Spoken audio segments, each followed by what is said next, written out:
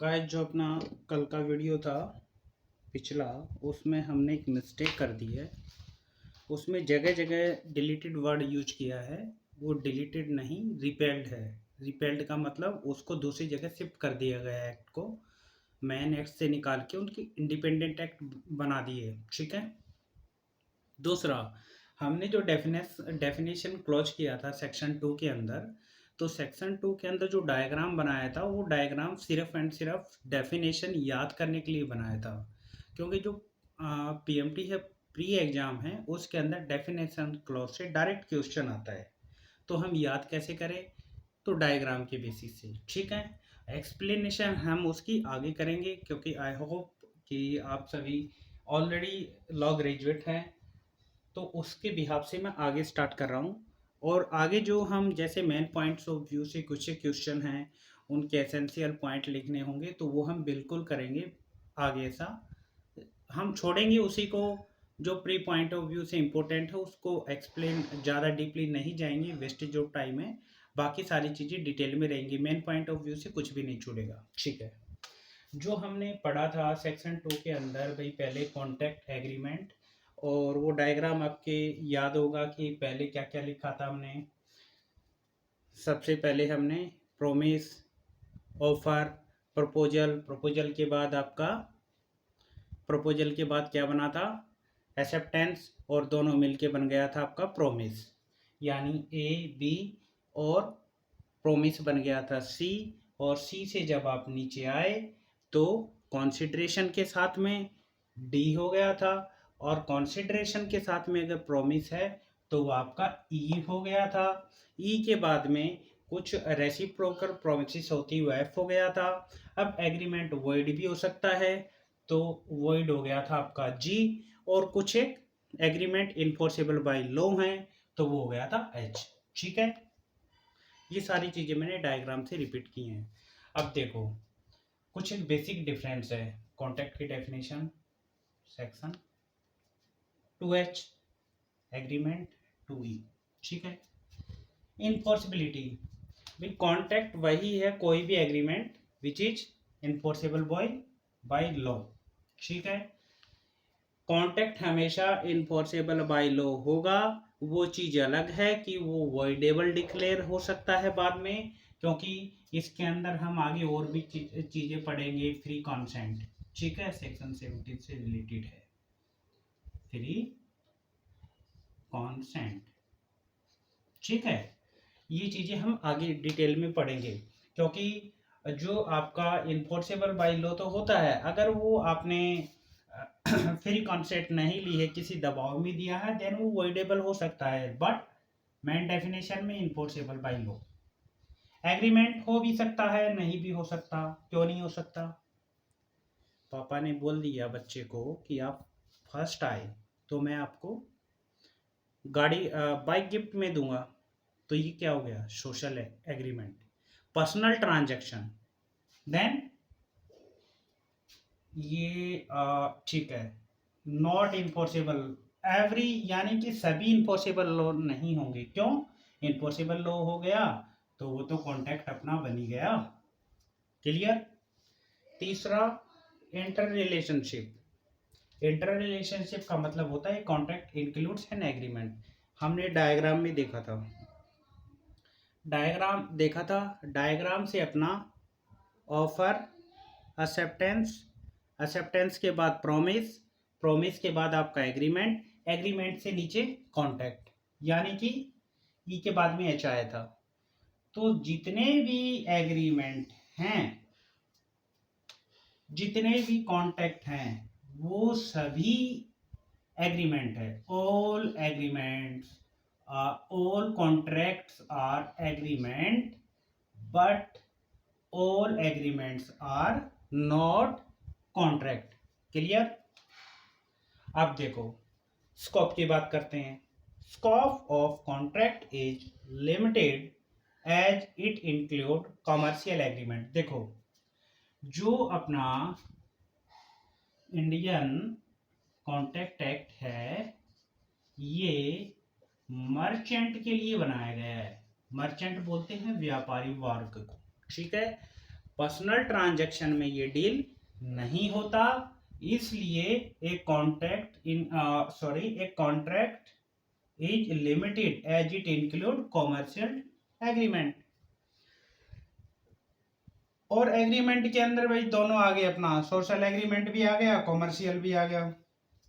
Social क्या है कि भाई हम कोर्ट से इन्फोर्स नहीं करवा सकते, जैसे कई चीज़ें ऐसी होती है कि लॉ ऑफ लिमिटेशन भी अप्लाई हो जाता है वहाँ पर भी।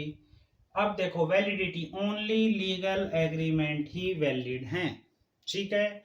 इसमें बोथ लीगल एंड इलीगल दोनों आते हैं एग्रीमेंट में। तो वैलिड, जो वैलिड एग्रीमेंट होगा वही तो अपना कॉन्ट्रैक्ट होगा। तीसरा legal obligation, every contract contains legal obligation, यानी कि उसके ऊपर कानूनी तौर से वो ऑब्लिगेशन होता है। उस पर ऑब्लिगेशन का मतलब ये मान सकते हो कि उसको सिविल सूट हम फाइल कर सकते हैं, कोर्ट से हमें रेमेडीज मिलेंगे, ठीक है। कोर्ट हमें रेमेडीज प्रोवाइड करेगा।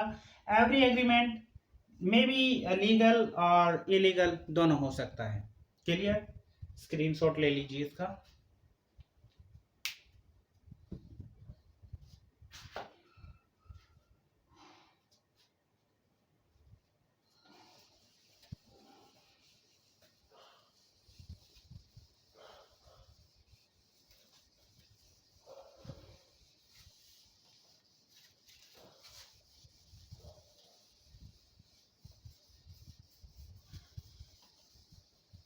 अब कैमरा चेक कर लेता हूँ।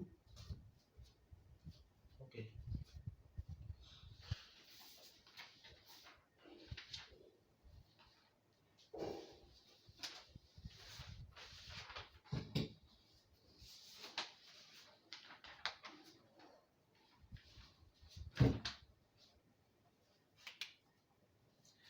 देखिए गाइस, हमने जो स्टार्टिंग की थी, स्टार्टिंग के अंदर सीधा हम डायरेक्ट ये लैंग्वेज पे आ गए थे। तो एग्जाम पॉइंट ऑफ व्यू से इसके अंदर कुछ एक चीज़ें, जैसे कॉन्टैक्ट कहाँ से बना है, तो कॉन्टैक्ट बना है लैटिन वर्ड कौन सा, कॉन्ट्रैक्टस, ठीक है। कॉन्ट्रैक्टस का मतलब क्या होता है, to work with, to work on contract.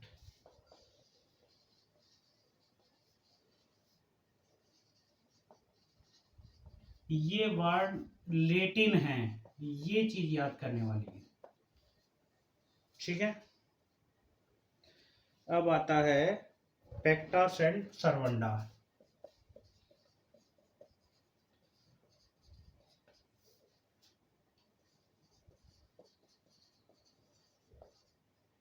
ये भी कई बार पूछा गया है, ठीक से लिख देता हूं।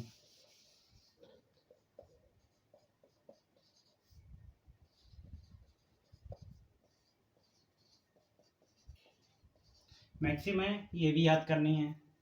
याद आपकी हो ही गई होगी, एग्रीमेंट टू बी केप्ट, ठीक है।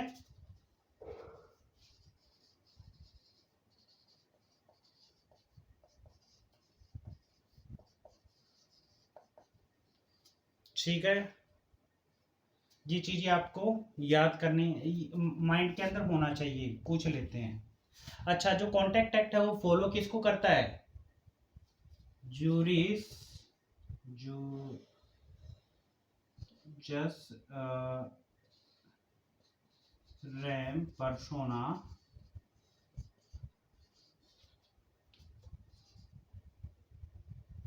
एंड जस इन रैम, ठीक है। ये दो चीजें देख लीजिए।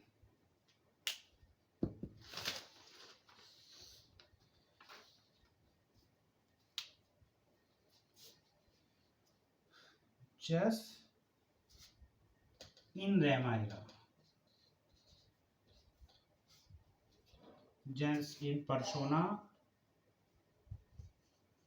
कॉन्ट्रैक्ट क्रिएट्स जस इन पर्सोना एंड जस इन रेम, ठीक है। ये चीजें आपको माइंड के अंदर सेट होनी चाहिए।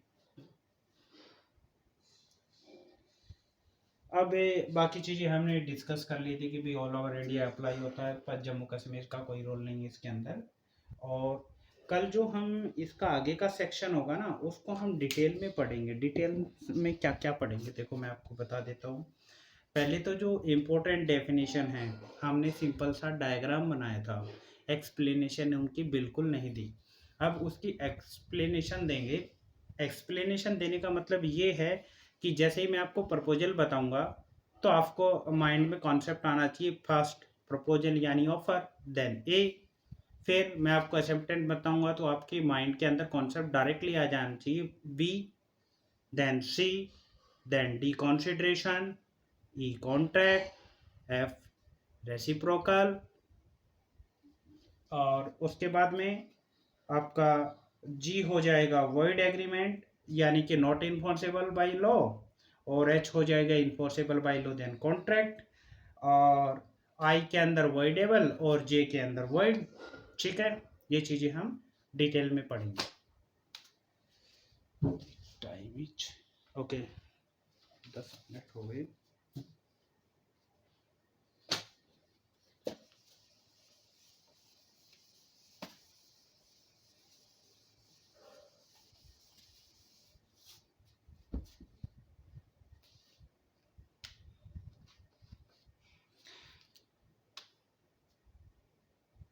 ठीक है, हो चुका है जम्मू एंड कश्मीर। डेफिनेशन में आपका प्रपोजल जो हमने ऑफर लिखा था वो आपको बेरेक्ट से करना है। ठीक है, बेरेक्ट की लैंग्वेज में लिख देता हूँ, where one person signifies to another his willingness to do और नॉट टू और टू अब्सटेन, यानी कि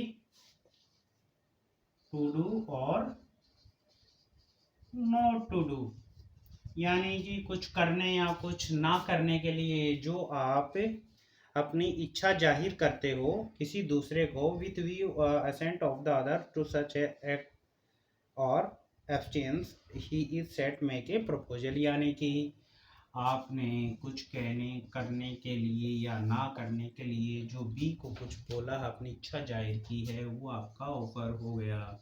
ये हमने 2A पढ़ा था। ठीक है गाइज, बार बार बता रहा हूँ, ये सेकंड वाला सेक्शन नंबर 2 है, सेकंड सेक्शन है, इसके सब क्लोज इंपॉर्टेंट है, डायरेक्ट आ जाता और याद करना कुछ भी नहीं है, डायग्राम बनाओ लिख दो, दैट्स इट, हो जाएगा। अब देखो, ये ए के बाद में प्रपोजल, जब ए को प्रपोजल भेजा तो प्रपोजल के बाद में एक्सेप्टेंस करेगा ये।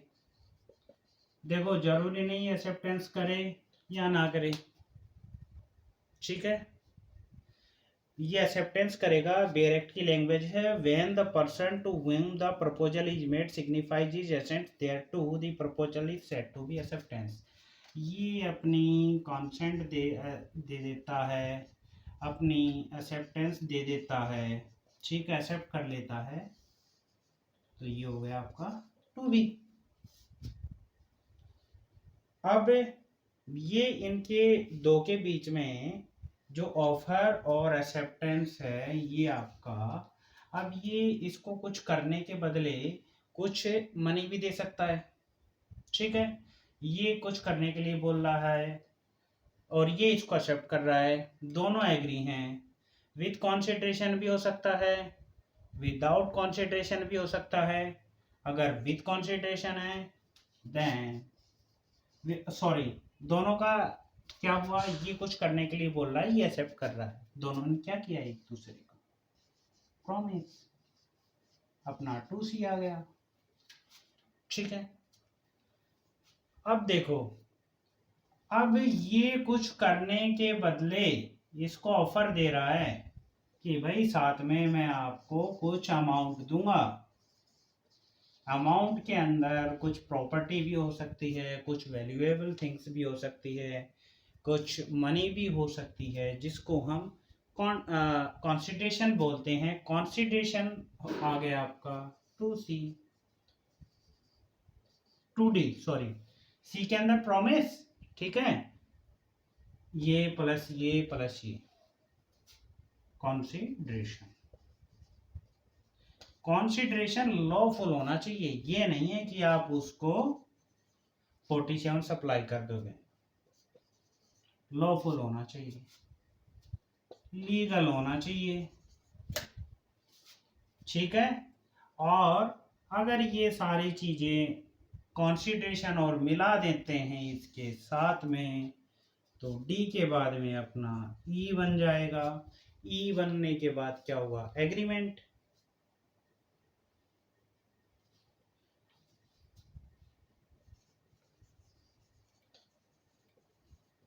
ठीक है। एफ रेसिप्रोकल, जी वॉइडेबल, वॉइडेबल नहीं वॉइड यानी कि इलीगल। एच, एच के अंदर क्या होगा, लीगल इन्फोर्सेबल बाय लॉ यानी कॉन्ट्रैक्ट बन गया। एच के बाद आई, आई का मतलब वॉइडेबल एग्रीमेंट, और जे के अंदर वॉइड एग्रीमेंट आपका, ठीक है।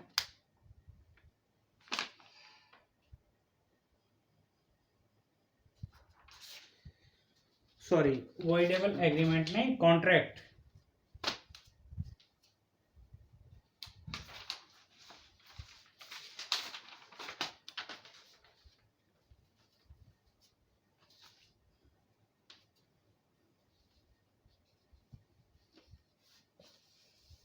सिंपल सा आपको याद हो जाएगा, कुछ भी नहीं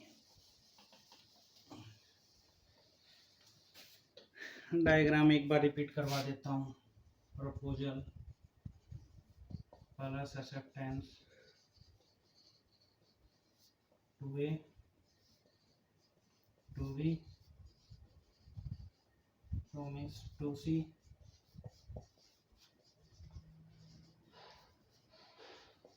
consideration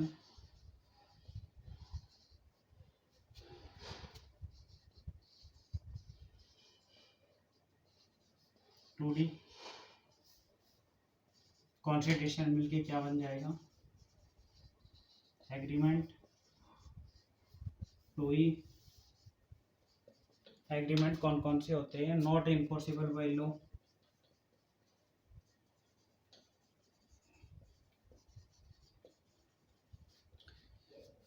यानी कि void, void agreement.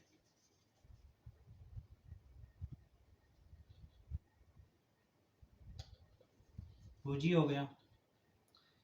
F miss कर रहा हूं, एफ का मतलब है रेसिप्रोकल, ठीक है, इन्फोर्सेबल बाय लॉ।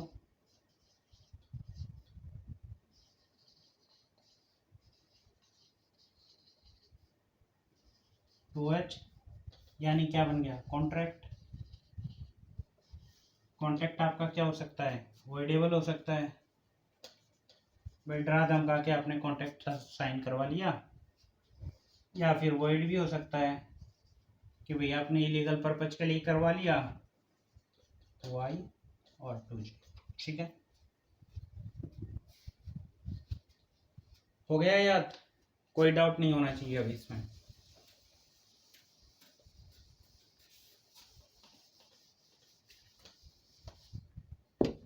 अब देखो बेयर एक्ट की लैंग्वेज उठाता हूँ। Is every agreement is contract, is every agreement contract है या नहीं, सिंपल सा क्वेश्चन है। नहीं क्यों, ये भैया आपका एग्रीमेंट हो गया। एग्रीमेंट में एक पोर्शन हो गया नॉट इन्फोर्सेबल बाय लॉ,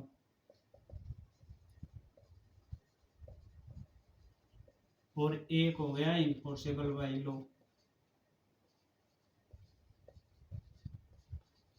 तो जो इन्फोर्सेबल बाय लॉ है यही तो हुआ आपका कॉन्ट्रैक्ट, क्लियर। दूसरा, an agreement to become a contract must be raise to legal obligation, जो हम पढ़ चुके हैं। उसके बाद सोशल एग्रीमेंट, हमने एग्रीमेंट के बारे में पढ़ा था, सोशल ऑब्लिगेशन और लीगल ऑब्लिगेशन। सोशल ऑब्लिगेशन के के लिए हमें सिविल कोर्ट से कोई रेमेडीज नहीं मिलेगी, ठीक है। An agreement give rise to social obligation is not a contract not covered under Indian Evidence Act. Personal agreement ये आ गया पर्सनल ट्रांजैक्शन में। दूसरा legal obligation give right to legal obligation, ये हम पढ़ चुके हैं, ठीक है। जैसे दोनों आप दो दोस्त एक दूसरे को जाकर बोलते हो कि भाई आज हमें मूवी देखनी है जो लेटेस्ट आई हुई है, दोनों एग्री हो जाते हैं।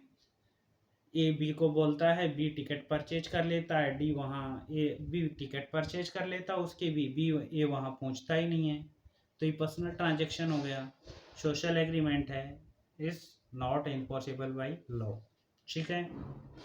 दूसरा हस्बैंड एंड वाइफ के बीच में कोई भी एग्रीमेंट हो जाता है कि बोल देते हैं कि मैं तुझे 9 लाख ला के दूंगा, और वो करता है कॉल सेंटर में जॉब, तो बताओ कहाँ से ला के देगा, क्या ये फुलफिल हो सकता है? नहीं हो सकता। देन अगर वो फुलफिल नहीं करता है तो वाइफ कोर्ट में क्लेम नहीं कर सकती, कोर्ट हमें रेमेडी नहीं देगा। अच्छा जी, every contract is an agreement but every agreement is not, ये मुझे लगता है ये लाइन मुझे लिखनी भी पड़ेगी।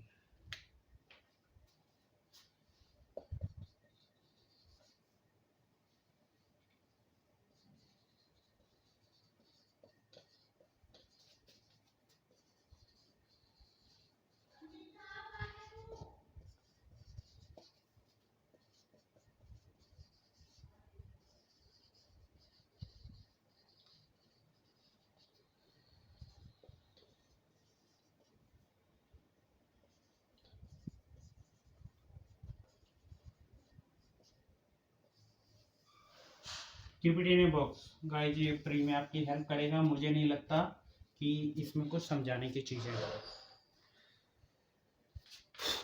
अब essential element of a valid contact, ये इंपॉर्टेंट है, मैं चाह रहा हूँ इसको हम नई वीडियो से स्टार्ट करेंगे। एसेंशियल सारे जो सेक्शन 10 में दे रखे हैं और सेक्शन 10 में नहीं हैं, एक बार ये एसेंशियल कराने के बाद में फिर अपना चैप्टर फर्स्ट 3 to 9 कुछ एक सेकंड में ही कवर हो जाएगा। Thank you guys. ठीक है गाइज, जो कल मैंने आपको डिलीट 2 बार बोल दिया उसकी जगह रिपेल्ड है, ठीक है। Thank you.